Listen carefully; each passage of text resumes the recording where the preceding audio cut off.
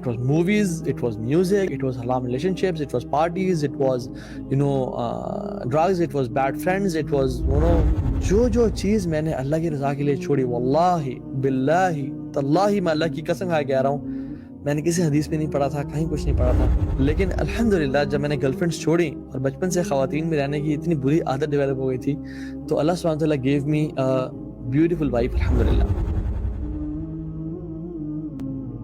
اور میں نے کچھ لسٹ بنائی مینٹل میں, ذہن میں, کہ what do I want to leave in my life to become a good Muslim. اور یقین جانے وہ سارے کام تھے جو میں سارا دن کرتا تھا. It was movies, it was music, it was haram relationships, it was parties, it was drugs, it was bad friends, it was Hare com.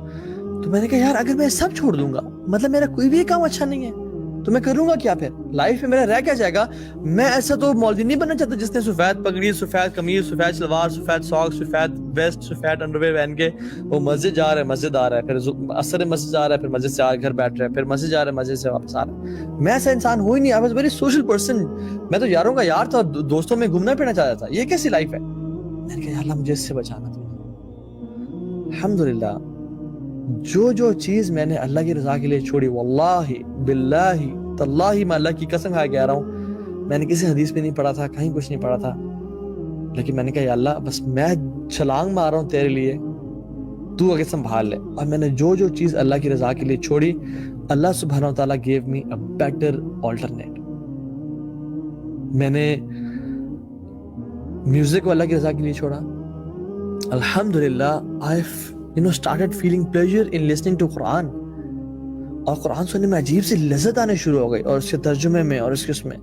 It's all about having fun نا, کہ آپ کو جہاں پہ مزہ آ رہا ہے. پہلے میوزک میں مزہ آتا تھا, پھر قرآن میں مزہ آنے شروع ہو گیا. وہ مزہ تھا گناہوں کے ساتھ, یہ مزہ ہے اجر کے ساتھ, نیکیوں کے ساتھ. میں ساری رات بیٹھ کے موویز دیکھتا تھا, ٹورنٹ پہ موویز لگائی ہوئی تھیں. جب بھی یونیورسٹی یا گھوم پھر کے گھر آئے, لیپ ٹاپ کھولا, جوس رکھا, ہیڈ فونز لگائے, اب مووی ٹائم ہے جی, اور مووی دیکھ رہے ہیں ساری رات بیٹھ کے. اور فجر کی اذان ہو گئی, اور فجر کی اذان ہوئی تو یار بند کرو موویز, کیسے دیکھ رہے, فجر کی اذان ہو رہی ہے, تو کیا کرو پھر, تو سو جاؤ. نماز پڑھنے تو میں کیسے جاؤں, تھکا ہوا ہونا, لیکن موویز نہیں دیکھنی, اب سو جاؤ پھر.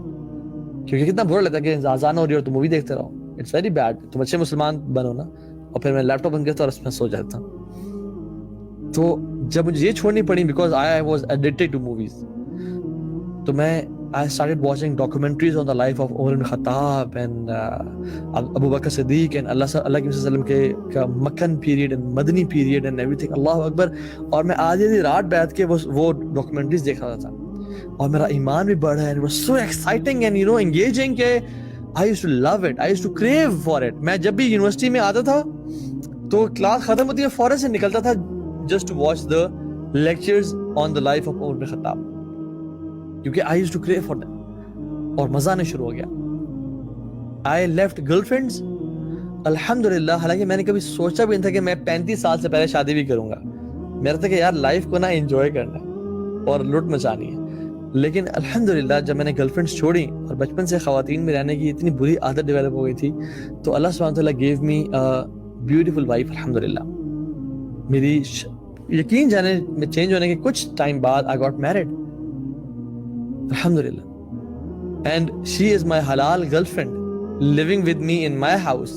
My parents are supporting her and I'm supporting her. And وہ پہلے تو ڈر کے چھپ چھپ کے ملتے تھے نا, اب میرے وہ گھر میں رہتی ہے and she is my wife alhamdulillah. تو اللہ تعالیٰ نے آپ کو کبھی یہ نہیں کہا کہ اپنی جو ہے نا ڈیزائرز کو بالکل مار دو اور پیس دو اور ختم کر دو, نہیں, بلکہ کہا ہے کہ چینلائز کرو. You want to get married, you get married. تمہاری خواہشات ہیں, you want to feel loved, you want to have relationship with someone, ٹھیک ہے کرو, نکاح کرے کرو, جو مرضی کرنا ہے کرو. اور عجیب عجیب ہمارے ہاں کانسیپٹس ہے کہ نہیں بیوی کو ایسے نہیں دیکھ سکتے, ویسے نہیں دیکھ سکتے, یہ نہیں کر سکتے, وہ نہیں کر سکتے. اچھا حرام کام سب کریں اور حلال میں آپ کچھ بھی نہ کریں, وہ رانگ کانسیپٹس. تو اٹس حلال. اللہ تعالیٰ نے ہر طریقے سے نا ہمارے کاموں کو, ہمارے فیلنگ کو چینلائز کیا. اللہ تعالیٰ اس کو دباتے نہیں ہے, بلکہ کہتے ہیں کہ اس کو چینلائز کرو. دین ہمارا چینلائز کرتا ہے. I left music, Quran, I left movies, مجھے مزہ آ گیا. اچھا ایون جو بائک میرا وہ ہوا تھا ڈسٹروائے, وہ پکچر دکھائیے گا جو بائک والی which was a boulevard Chopper 660, it was a black bike جس میں ایکسیڈنٹ ہوا تھا. اور وہ سبحان اللہ ہوا یہ کہ I got even a better bike which was a BMW GS 650 cross country. اللہ تعالیٰ نے مجھے وہ بائک عطا کر دیا الحمدللہ اللہ تعالیٰ کے فضل سے. ایون ہر ایک چیز میں اللہ نے مجھے بہتری عطا کی. I left bad friends. بہت سارے میرے دوست پرانے ابھی بھی الحمدللہ میرے ساتھ جو کہ اچھے دوست ہیں. وہ کمپنی میں نے چھوڑی جو کہ ایبل تھی اور ایک برے گناہوں والی کمپنی تھی. اللہ سبحانہ وتعالی replaced me with brothers, those who can die for me as well. اللہ کے فضل و کرم سے تو الحمدللہ each and everything went perfectly fine. اللہ تعالیٰ نے مجھے ہر ایک چیز کا نا بہتر آلٹرنیٹ دیا. اور پھر بعد میں نے یہ احادیث پڑھی جس میں اللہ تعالیٰ فرماتے ہیں اللہ کے نبی نے فرمایا صلی اللہ علیہ وسلم کہ تم اگر اس کا مفہوم یہ ہے کہ تم اگر لوگوں کو خوش کرنے کے لیے اللہ کو ناراض کرتے ہو نا تو اللہ تو ناراض ہوتا ہی ہوتا ہے اور لوگ بھی تم سے ناراض ہو جاتے ہیں.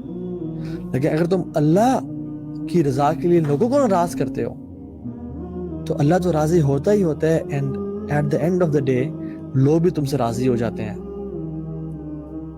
تو یہ بات یاد رکھیں, آپ اللہ تعالیٰ کے لیے کچھ قربان کریں, اس کا بہتر بدلہ آپ کو لازمی ملے گا, چاہے 6 مہینے میں, چاہے سال میں, چاہے 2 سال میں, لیکن واللہ آپ کو لازمی ملے گا اس دنیا میں یا آخرت میں. Have this firm belief کہ میں جو اللہ کی رضا کے لیے چھوڑ رہا ہوں نا یہ اس کا مجھے بہتر بدلہ اللہ تعالیٰ لازمی دیں گے. یوسف علیہ السلام نے ایک عورت کی دعوت زنا کو چھوڑا, اللہ تعالیٰ نے ان کو پورے مصر کی بادشاہت دے دی. صحابہ نے اپنے گھروں کو چھوڑا دین کی سربلندی کے لیے, اللہ تعالیٰ نے پوری دنیا کو انہیں قدموں کے نیچے پھینک دیا اور کہا کہ تم لو اس کی بادشاہ بن جاؤ. کیا کچھ انسان اللہ تعالیٰ دیتا ہے انسان کو, بس کرنے ہی کیا دے رہا ہے. اینڈ دا پیئر پریشر واللہ دس از ویری امپورٹنٹ. اپنے آپ کو اس سلوگن سے نکالے کہ لوگ کیا کہیں گے. مجھے لوگوں نے کہا کہ اچھا 100 چوہے کھا کے بلی حج کو چلی, اتنے گناہ کرنے کے بعد اب تو مولوی ہوگا, ڈرامے باز, چل نکل, تو ایسے تو جھوٹ بول رہا ہے. لیکن I was sincere, میں نے کہا میرا رب تو جانتا ہے نا, میں کسی کو دکھانے کے لیے کچھ نہیں کر رہا, مجھے کسی کی سمپتھیز نہیں چاہیے. اور اللہ سبحانہ وتعالیٰ نے الحمدللہ مجھے اس جو بری کمپنی سے اور ان لوگوں کے ٹانٹ سے بھی نکالا. And he gave me courage to چونکہ I was شروع سے ایک طرح سے fearless قسم کا بندہ تھا. I never cared about people کہ جو کہتے رہیں کہیں, میں نے جس کو راضی کرنا ہے اس کو میں راضی کروں گی. الٹیمیٹلی میرا ساتھ دینے والا وہی ہے, اور سب چھوڑ جائیں گے, صرف میرے اعمال اور میرا رب میرے کام آئے گا. میں نے کہا پوری دنیا مولوی ہو سکتی ہے, پوری دنیا چینج ہو سکتی ہے, لیکن تو تم کبھی چینج نہیں ہو سکتے. لیکن اللہ تعالیٰ جس کو چاہے, اللہ تعالیٰ is the best of planners.